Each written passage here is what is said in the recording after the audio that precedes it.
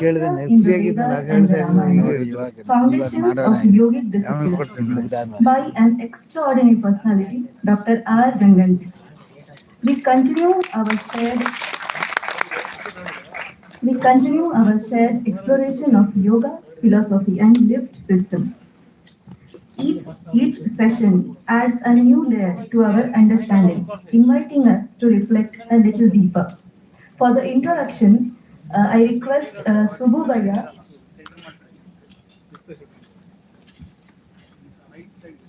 to introduce R. Ranganji.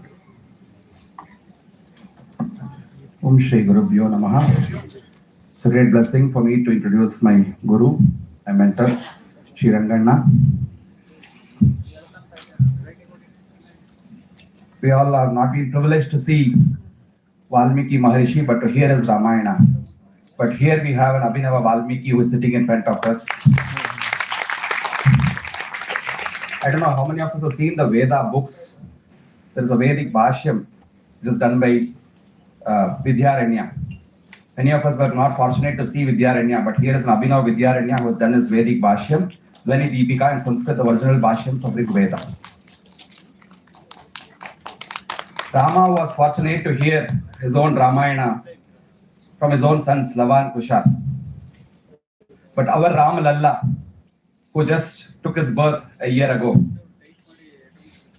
he first had the fortunate blessings of hearing Ramayana from the lips of our Ranganji. He is the first one to do the Ramayana Parayana, Patit Valmiki Ramayana Parayana during the Prana Pratishtha of Ram Lalla at Ayodhya.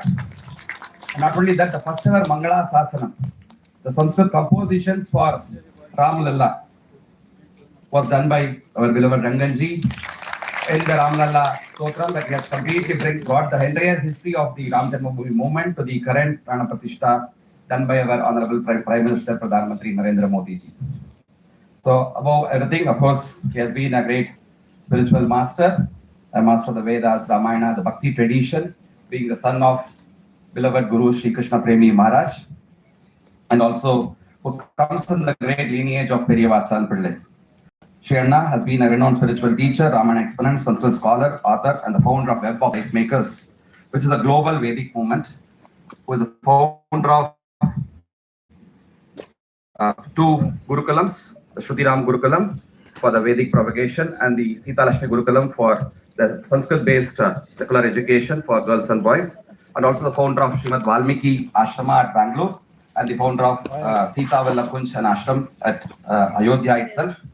And Anna had been a great exponent of yoga and yoga shastras also, and he had done his research on the Vedic traditional education at S. Vyasa University. And last year he was awarded the D.Lit for all his contributions, the 10 magnum opus volume of the Valmiki Ramayana and the comparative study of all Ramayanas available, along with his contribution on various research works, including Uttara Ramayana, ?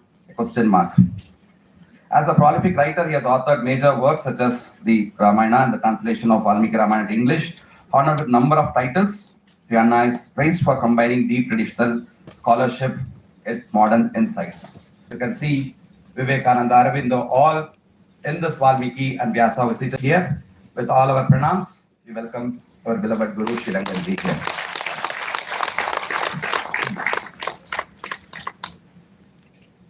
So before Shri Anna could shower his words of wisdom, let's get to sing, let's get to hear from Anirudh Pibare Ramarasam.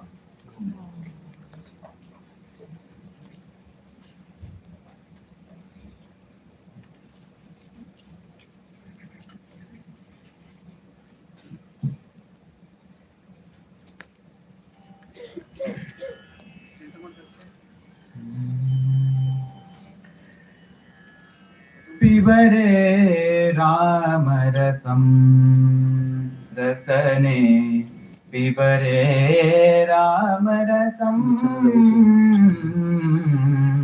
Pibare Ramarasam Rasane Pibare Ramarasam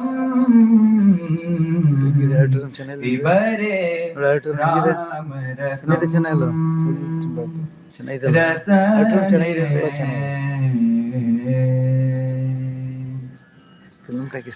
दूरीकृत पातक संसर्गं पूरितनानाविध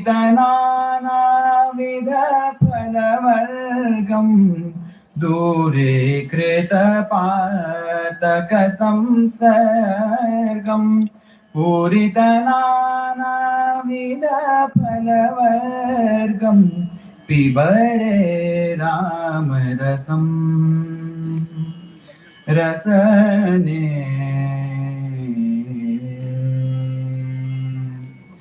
जनन मरण भय शोक विदूरं सकल शास्त्र निगमागम सारं जनन मरण भय शोक विदूरं सकल शास्त्र निगमागम सारं पिबरे रामरसं रसने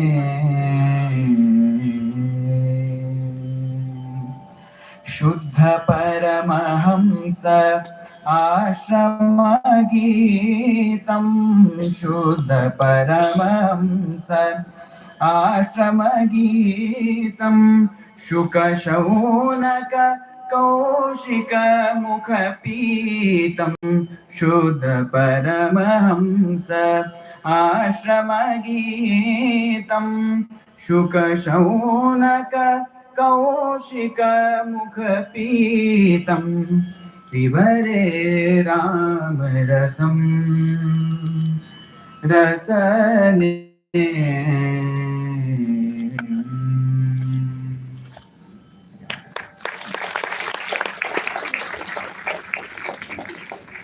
Dhanyavadalu. And now I request R. Ranganji to enlighten us with your words.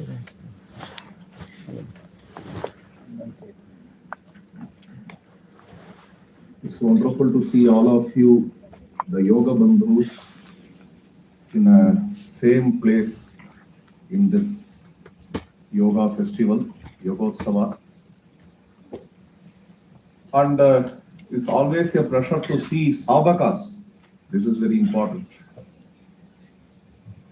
We are addressing various kinds of audience, but here yoga teachers, yoga instructors, yoga students, yoga aspirants, they all gather, and to see even this gathering itself is a very great blessing.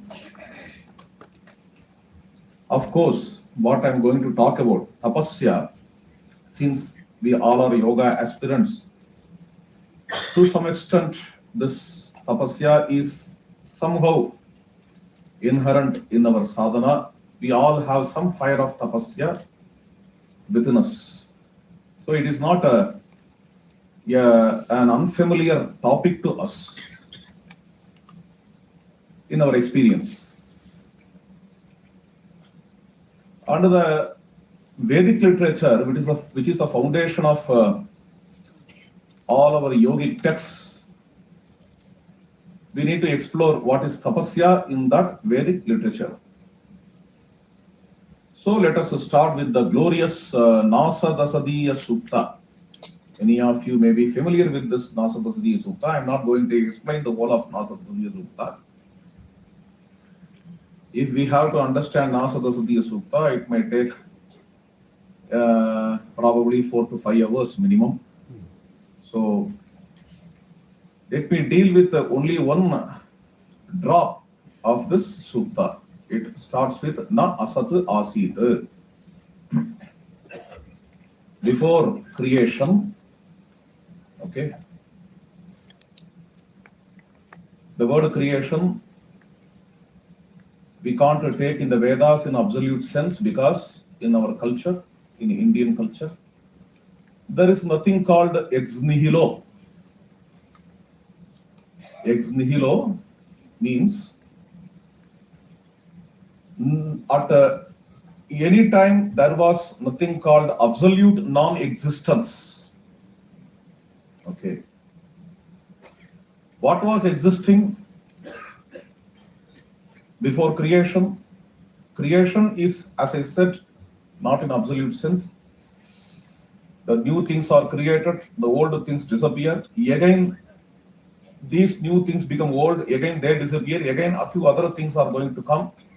In this way, the whole process is a stream, anadi, beginningless. Okay, it's totally beginningless. This is our view, that is Indian culture, Indian Shastras see in this way. Whether it is yoga or Vedanta or Sankhya or Nyaya, Vaiseshika, all Shastras, all Darshanas, they all have a common agreement that this flow of Maya, flow of creation is anadi, is beginningless.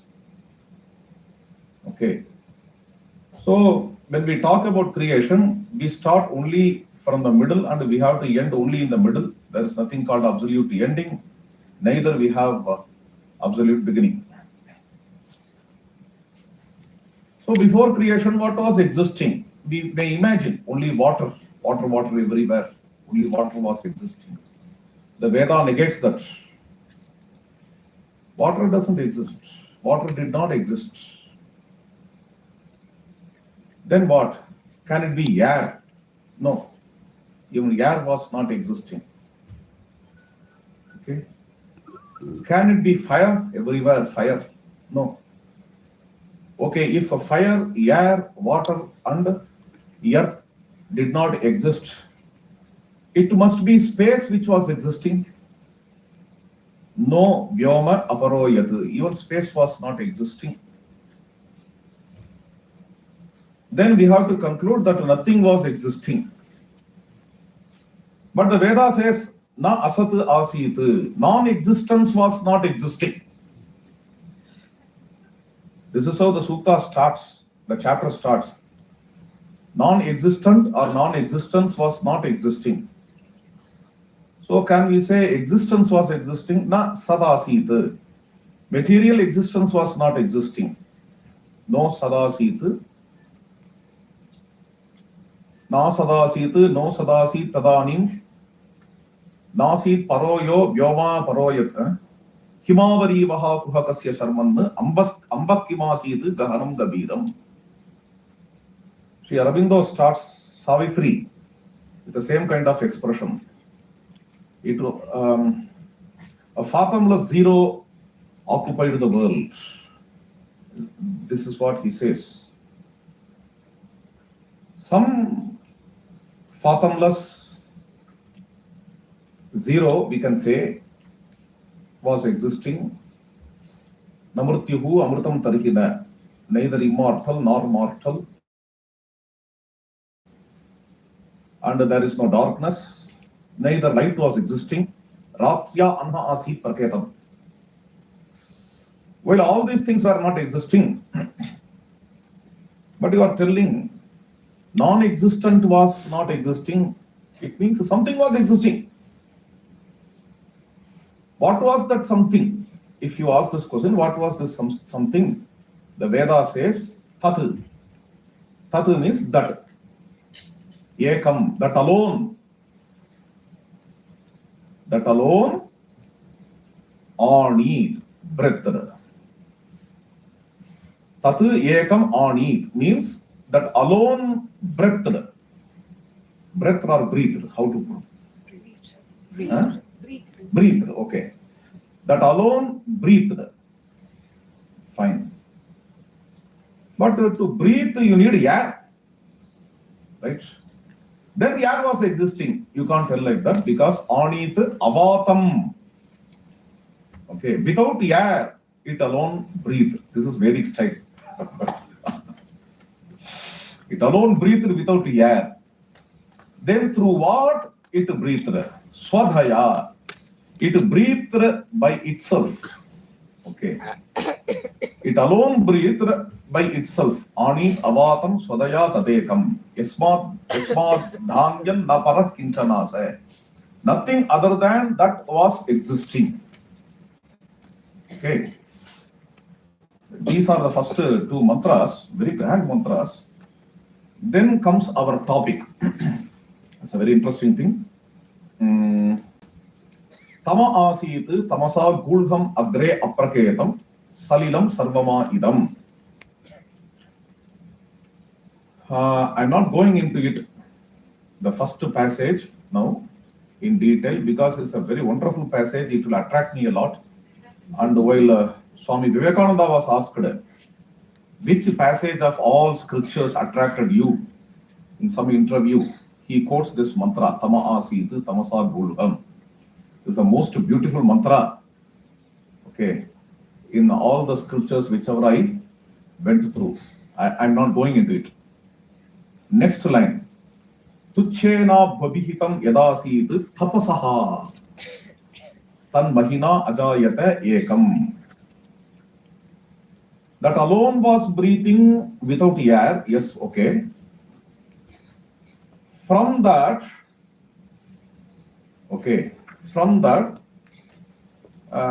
there is one object came, okay,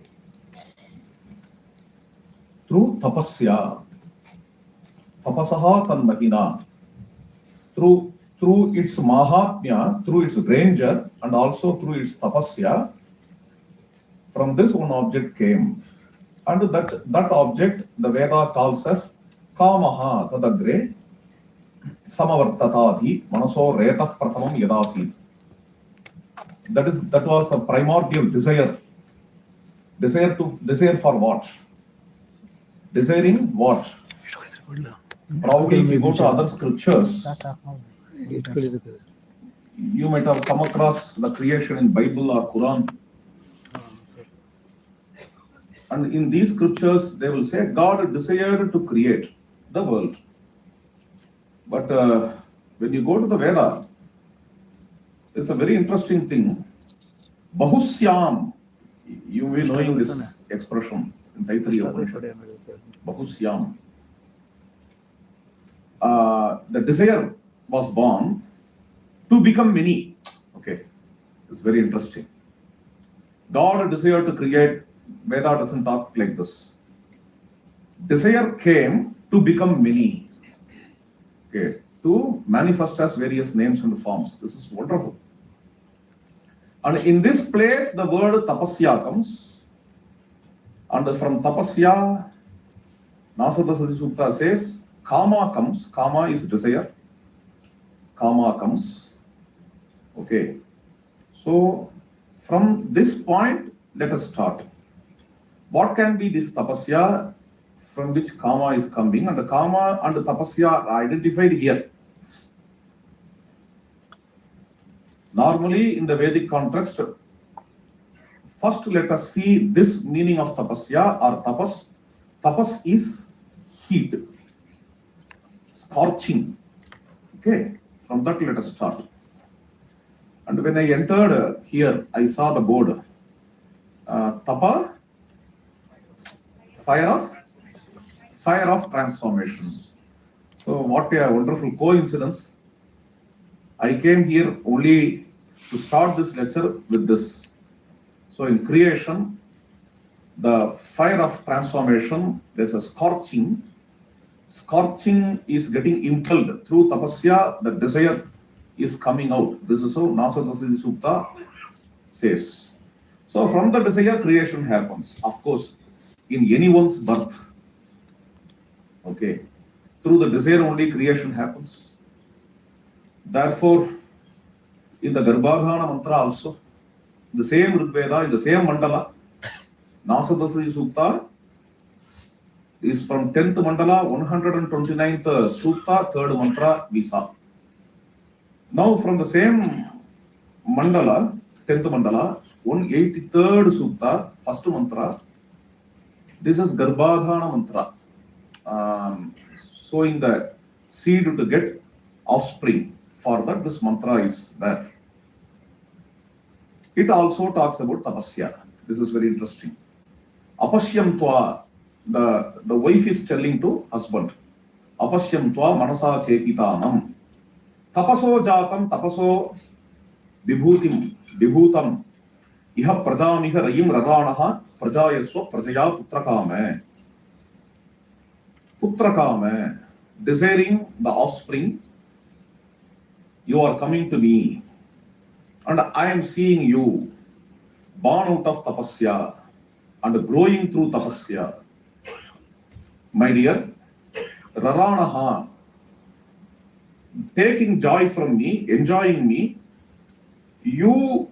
may you be born to me as a praja, as offspring, because father and son are not different. Therefore, may you be born to me as offspring.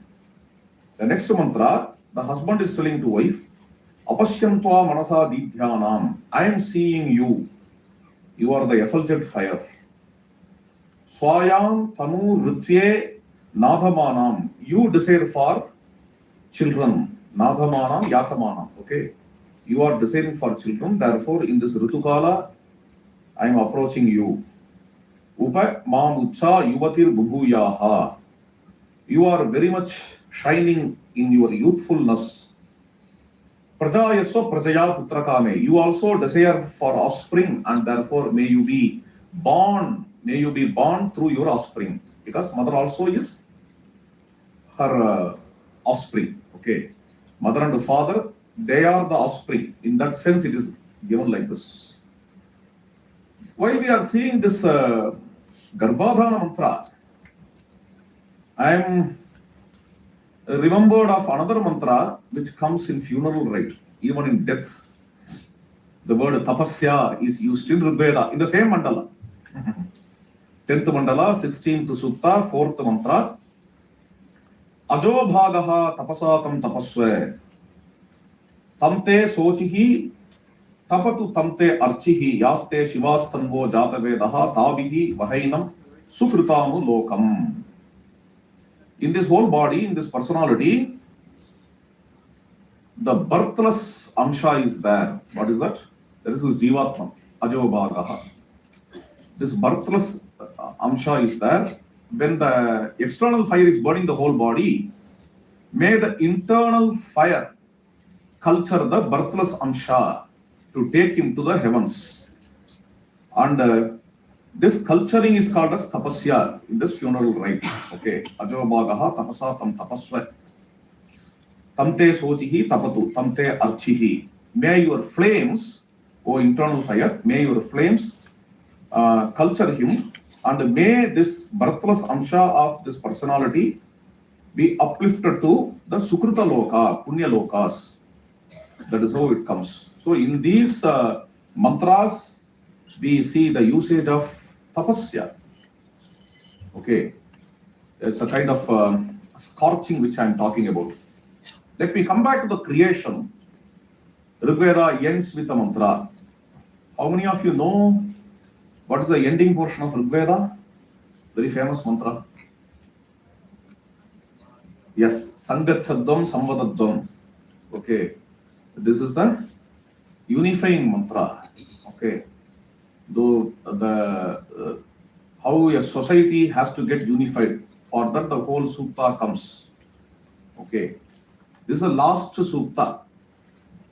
But before that, the penultimate sutra in Rigveda's end is again about creation. In that creation, again the word tapasya comes. This is 10th mandala, 90th sutta, first mantra. Ritam cha satyam cha abhiddhat tapasodhyajayata. Okay. So the whole world creation is through tapasya. What kind of tapasya? Abhiddhat, illumining tapasya. Or, Iddhat is kindled tapasya. So again, in creation, fire is very important. Scorching is very important. Of course, wherever creation comes in the Veda, with that tapasya comes. So following Vedic Samhita, in Upanishad also, the word tapasya comes while creation comes. In Brihadaranyaka Upanishad, in several places, the Arthavada starts from tapasya. Prajapati was doing tapasya to create. Satapo tapyata satapastatva idagam sarvam asrujata. Okay, the world was created through tapasya. It comes in Taittiriya Upanishad. And his tapasya is filled with jnanam. They say jnanamayam tapaha. This is a Mundaka Upanishad. So creation and tapasya, they go together in all Upanishads almost. And in this context of tapasya, most of the commentators bring one dimension of the tapasya. They say that tapasya means alochanam, planning for creation. Okay. Without planning, this creation cannot happen. This creation is highly orderly. Okay. We see orderliness everywhere in this creation. This orderliness cannot happen. Orderliness presupposes a planning. And the planning is called as tapasya in Upanishads. This is what they say. Yes, it is true, and it is one dimension of this tapasya. And we started all this with scorching. Okay. In Tamil we say pacha. Food is pachai, uncooked, raw. Raw material has to be cooked, has to be scorched to have a nice dish. Okay. Mother is cooking, Annapurneshwari is cooking for us. Raw material, raw food is cooked. In the same way, nature is raw. Okay. This nature, when you go through the findings about Ice Age, the nature was once raw. Even now, 99.99% of nature is raw. That is called as avyakta prakriti, unmanifested nature. Shatatami sa tanurme babhuve annasuttam in the Veda. Nature says to its consumers in Annasuttam, nature says to its consumers, my dear consumers, you are thinking that you are consuming me, but it is me who consume you. And don't think that you can consume me as a whole, because whatever you are seeing and consuming is only my 100th part. Satatami tanuhu is only just a 100th part of me you are consuming. 99 parts are totally unconsumed. When the conscious being is described in the Veda, Tripadasyaamrutam Divi, the conscious being, in its 4 parts, we are seeing only the 4th part. All other 3rd parts are invisible. This is what Purusha Sutta says. This is well-known Sutta. But when you go to Anna Sutta, it clearly says whatever you consume in this nature is only the 100th part of the nature. Other 99% are not consumed. Okay, they are not consumed. Therefore, let us consume and spoil the whole of nature, whatever we see. Whatever we see is just a 100th part. Why can't we go on consume that and spoil it? We may spoil. But for recycling, it will take time. There will be certainly a kind of recycling. Because, see, if I have a problem here, if I have a wound here, my whole body and my whole personality will work to remove that wound. In the same way, if the 100th part of nature is spoiled, then the whole of the nature will work to remove that wound. Okay. But it will take time. And in between time is called as pralaya. Okay. There will be a pralaya. Pralaya is not absolute destruction. Again, after the recycling, nature, the whole of nature will remove the wound created by the beings, and again, nature will become perfect.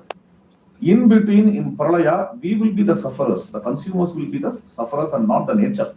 This is a wonderful idea in Annasutta. Coming back to the point, this raw nature is cooked by the mother goddess.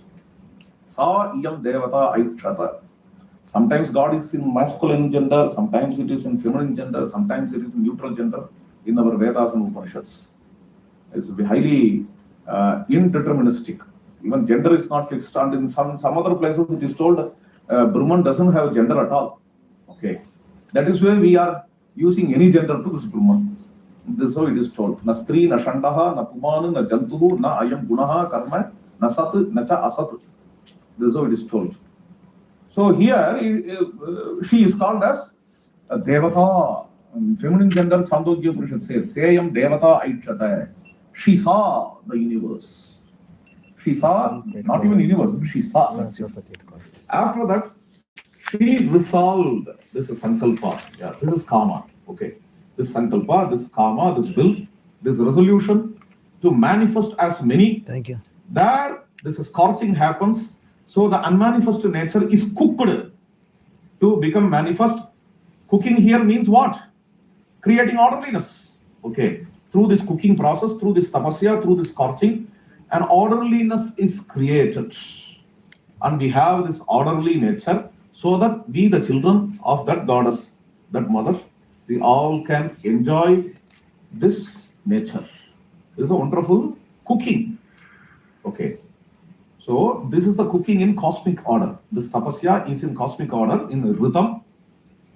But in our personal life, this tapasya, this scorching has to come. In our microcosm, we have to reflect that macrocosmic cooking of that goddess. So when it comes to that point, to us, what is tapasya? That tapasya also Veda is talking about in several places.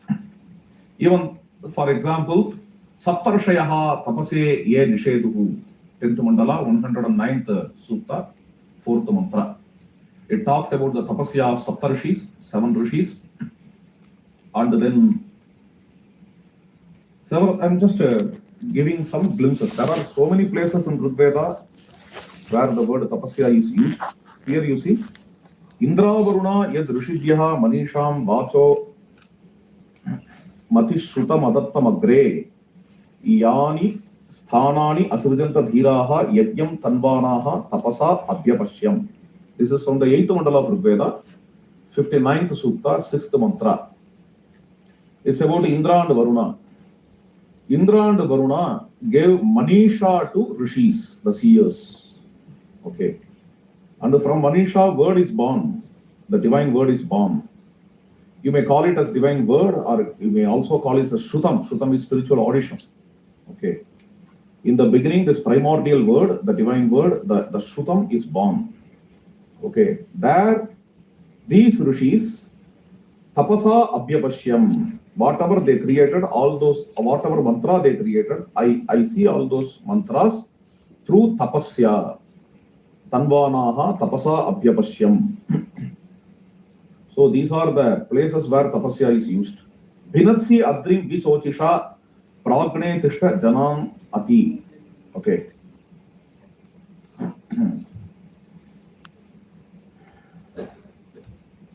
Okay. So through tapasya, fire is burning the rock.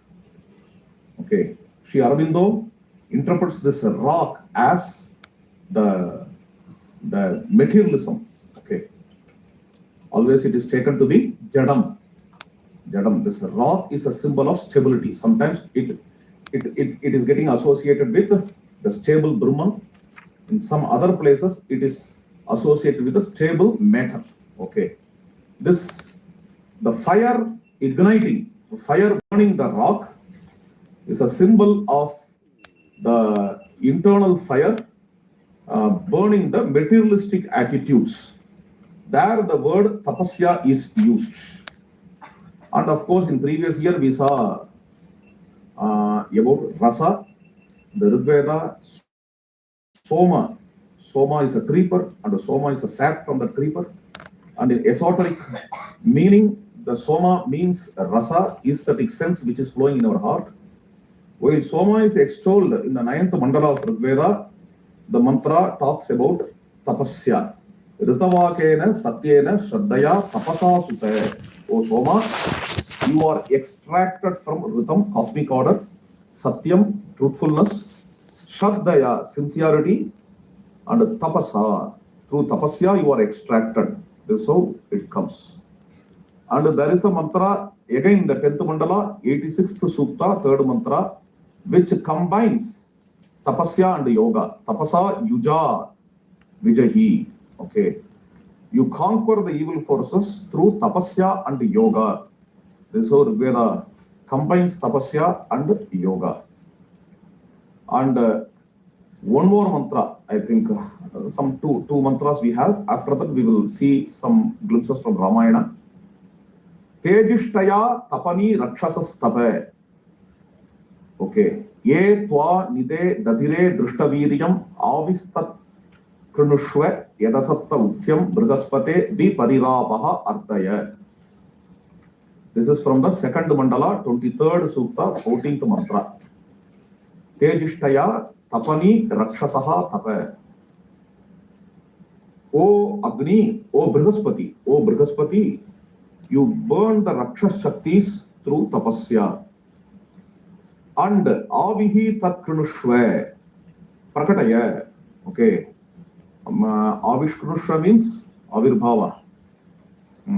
Bring from my depth of heart the great mantra after destroying the Rakshas Shaktis, evil forces. Uktya means mantra. Bring those mantra to me. So mantra comes from the depth of the heart when the unwanted adjuncts are removed. Okay, this is one mantra. Tapo shvagne antaran amitran tapa shamsam arushaha parasye tapo vaso chikitanaha achittan vite tishtantam ajaraha ayasaha. This mantra is from the 3rd mandala, 18th sutta, 2nd mantra. It also talks about scorching the greedy sensations. Tapa shamsam arushaha parasya. And you just scorch the hindrances. And hey Vaso, Agni is addressed here as Vasu. Vasu has several meanings. One of the meanings is, in my view, one of the meanings, of course, this meaning is there in Nigando.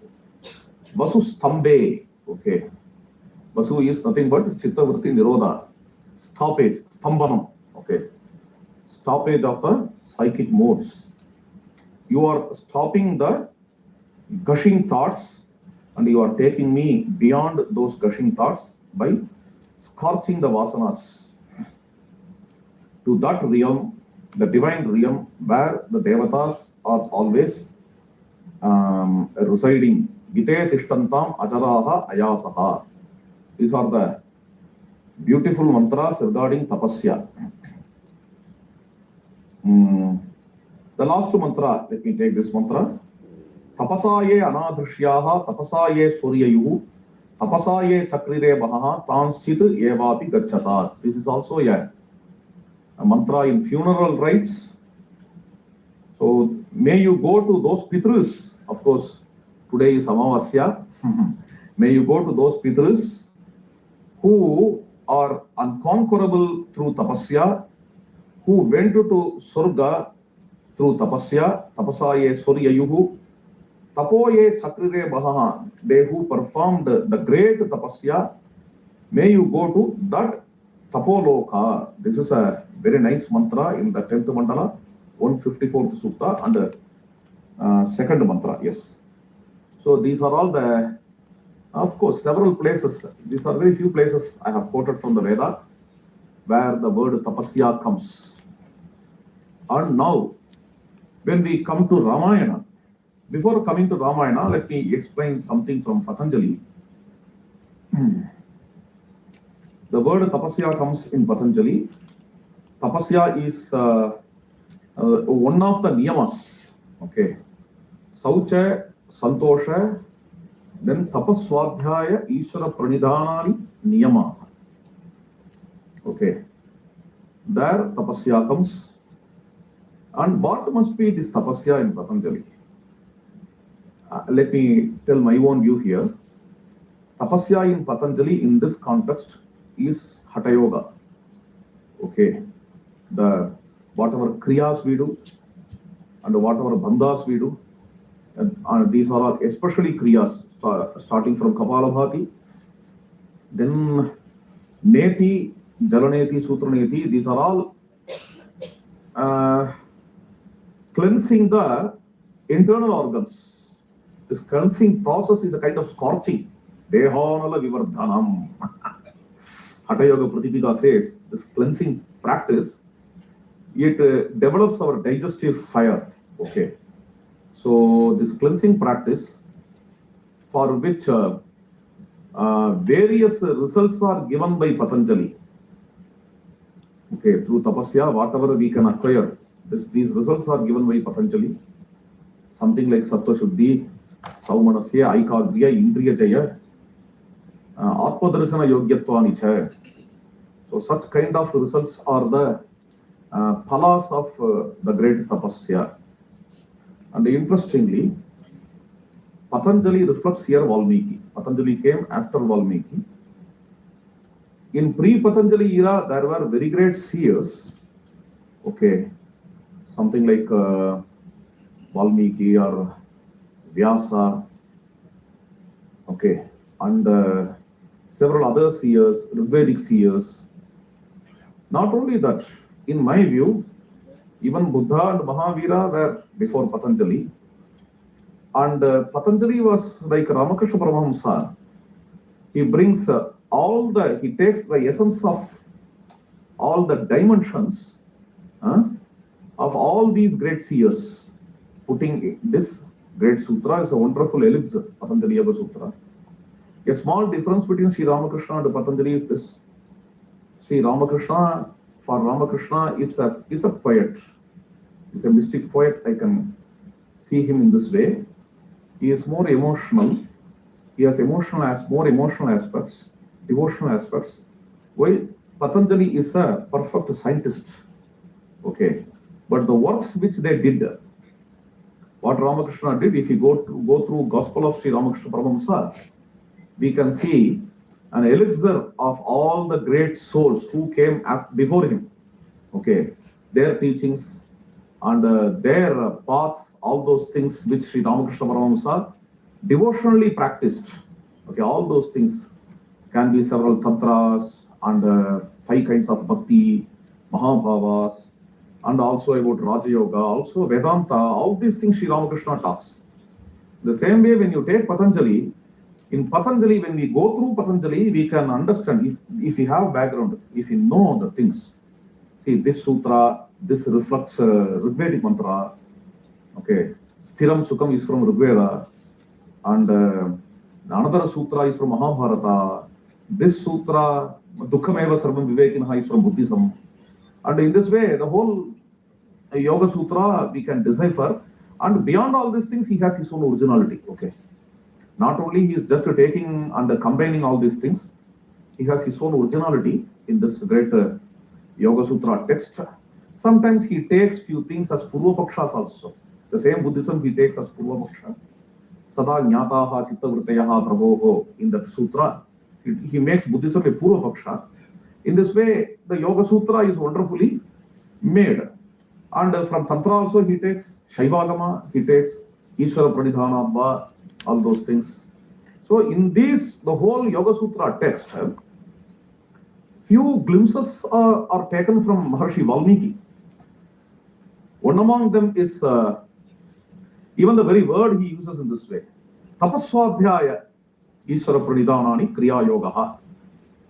Tapaswadhyaya Ishvara Pranidhanani.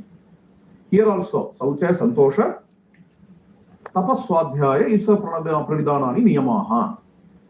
This is how Valmiki expressed. Valmiki's Ramayana starts with Tapaswadhyaya Diratam Tapasvi Bhagvidambaram. That's how it starts. Valmiki's Ramayana starts with 2 characters, Narada and it's the same Valmiki, the poet Valmiki. Narada, according to commentators, Narada is Guru and Valmiki is Shishya, can be taken in this way. But it is not a very distant kind of Guru and Shishya. Okay. Guru is somewhere far away and I am sitting low. Not that kind of Guru and Shishya. It's something like a Tulya Shuta Tapashilaha, Tulya Swiyadi Madhyamaha in Bhagavatam. Okay. If some sadhus are sitting, one who is delivering a discourse becomes a Guru. Others are Sishyas. So they are friends. Valmiki and Narada are friends. Okay. Here Narada is Guru and Valmiki is Sishya in this context. Okay. So for Guru also the word tapasya is used. And for Sishya also the word tapasya is used. Tapaswadhyaya niratam. Tapasvi. Tapasvi is Valmiki. Tapaswadhyaya niratam is Narada. When you take this tapasvi, okay, here the commentator's expression, here tapasvi means nishtha, okay, concentration, the single-mindedness that we can understand from the epic. When you enter into the epic, mainly from Ayodhya Kanda to Yuddha Kanda, you can understand how much Maharshi Valmiki is totally focused. He is focused to Rama. He is not just focused to Rama, he is focused to the tall virtues of Rama. Ramayana represents humanity, that's it. Ramayana represents human values. He may be knowing so many things, being a Rishi. He could have discussed 24 tattvas of Sankhya philosophy. He could have made a vichara 24 or 36. He could have asked a question, Paramatma and Jivatman are one or not? Is this Jagat Maya or not? Satyam or Mithya? So many vicharas can come. Nothing comes there. His focus is only one thing. It doesn't mean he doesn't know these things. Okay, his focus is only one thing. What is that? Auspicious qualities of Rama. That's why he starts. Konvasmin sampratam loke gunavan kascha viryavan dharmagyascha kritagyascha satyavakya drudavrataha. I want to know about a person, not even a person, a human being. Yatum evam vidam naram. He's not even using the word Narottama or Narasreshta or Naravrishabha. Hey, you may not use the word Bhagavan or Ishvara or Surasreshta or Sureshwara. At least for Ramachandra, you could have used the word Narottama here. Naram. I want to know about a human being who has these qualities.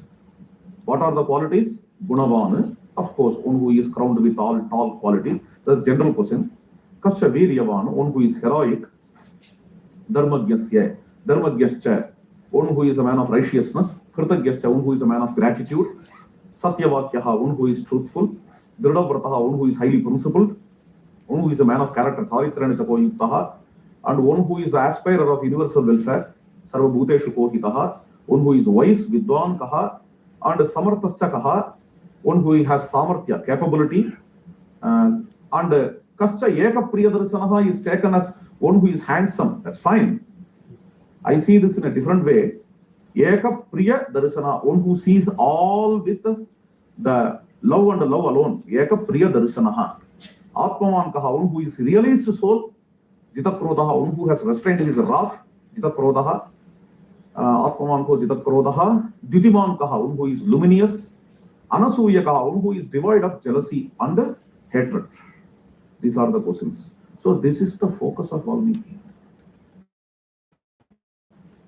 What is that? Lada Mudicha Kudara. Horse with Sliders. okay. So like that, Maharshi Valmiki focuses only on the auspicious qualities of Rama, and that alone is the theme of the epic. Therefore, he can be called as a man or sage of Nishtha, Tapasvi. Narada is called as Tapaswadhyaya Nirata. For that, the commentator says, Swadhyaya means self-study, studying scriptures, and Tapasya here is the practice of those scriptures. Okay, that is how the commentator comments. Govindaraja comments. Tapaswadhyaya Niratam. One who has all these shastras in Anushtana practice, he is called as Tapasvi, says. And anyhow, the epic, the great epic starts with the word tapas. We saw this. And the word tapasya comes everywhere in the epic. And a separate kanda is dedicated for this tapasya. What is that? In Ramayana, which kanda is dedicated for tapasya? Aranya kanda. Yes. Aranya kanda is dedicated for tapasya. So, remaining a few minutes, I will talk about Aranyakanda's tapasya. Tapasasrama mandalam. Okay. Those who perform tapasya, they are called as rishis. Now let me give you a new dimension of tapasya. Shankaracharya comments Yasya Jnanamayam Tapaha in Upanishad as Alochanam. Okay. Planning. Okay.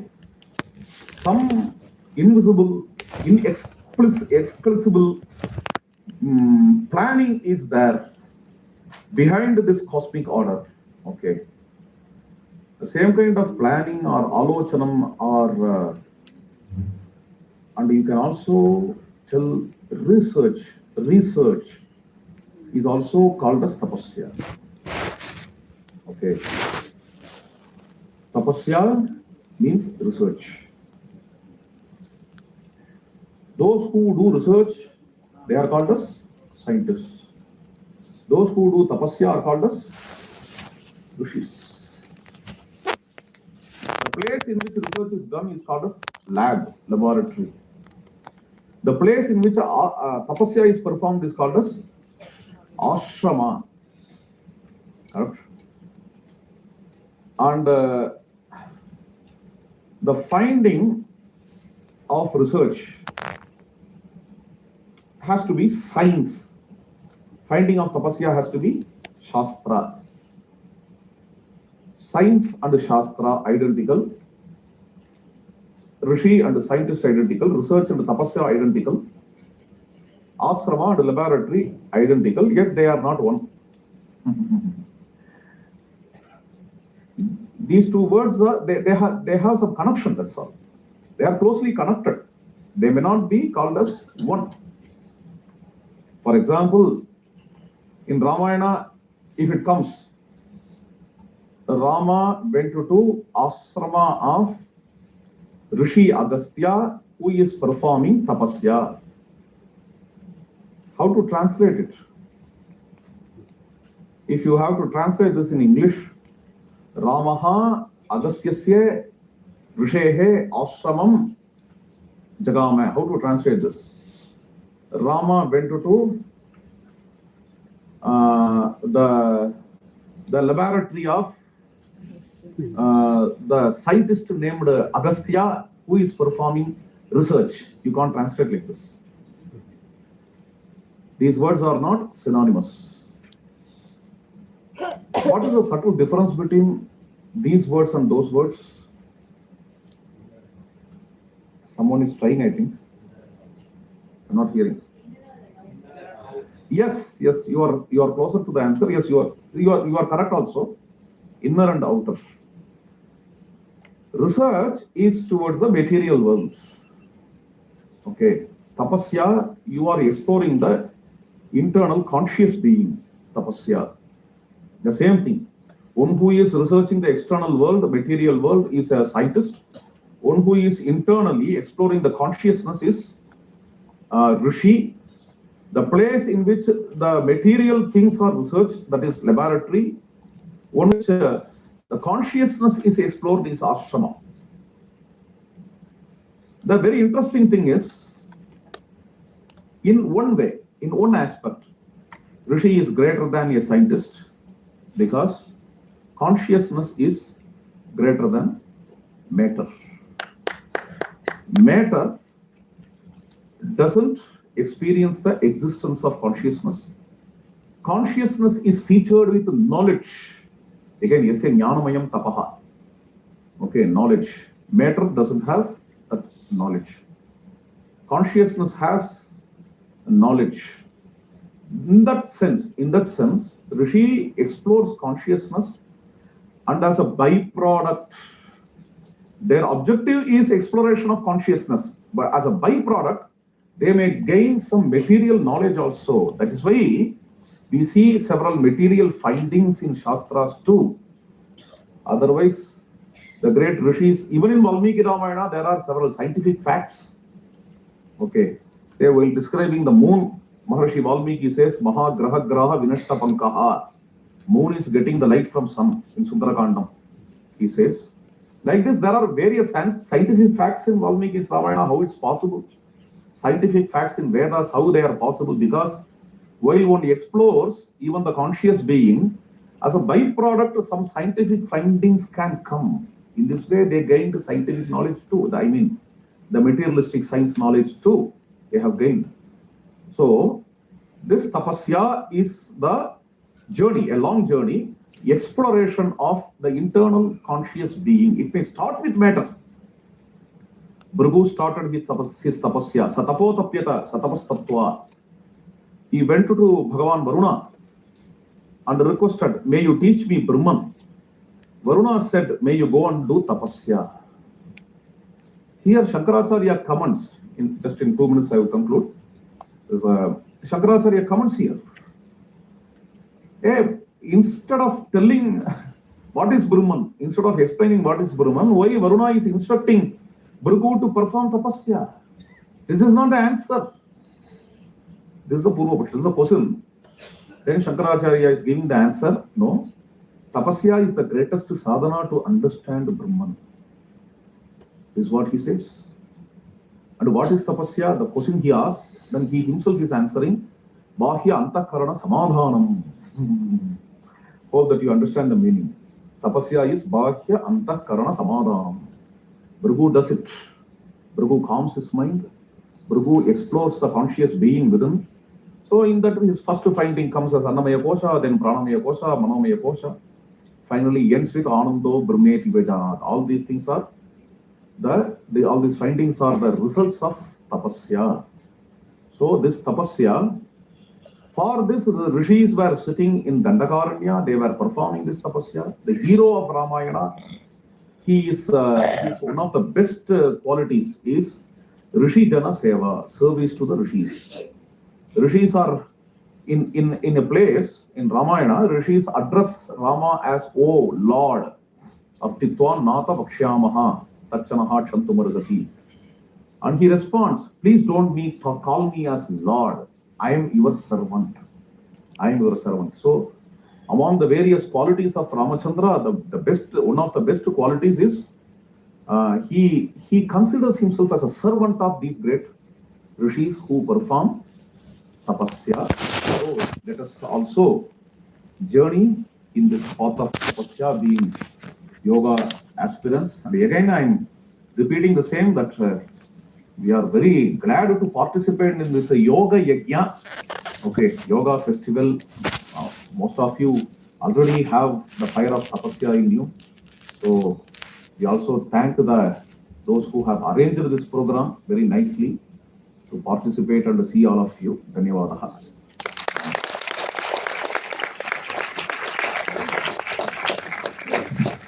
Dhanyavadaha Rangana for this beautiful presentation on tapasya in the Veda and Ramayana, which has come out of his own tapasya, right?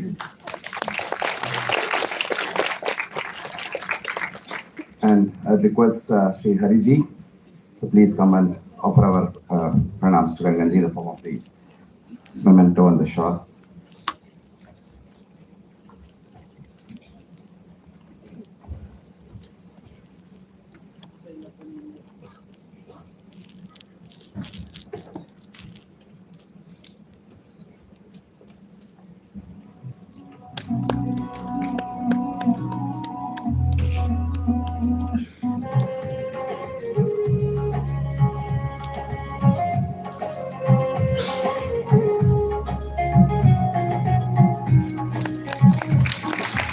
All these beautiful shawls are presented by Akiso. There's a stall of them. Please do go and visit. They generously sponsored all the shawls. There are many exciting offers for all of us also. Please do go and visit them.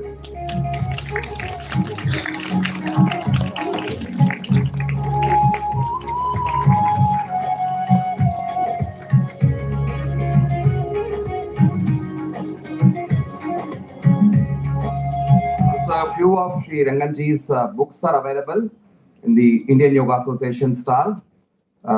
Veda My Passion, the Ramayana Insights, and many other books of Sri Anna are available in English at our stall at the Indian Yoga Association at the exhibition. Okay? So those who want to take Anna's books can please visit there. Thank you.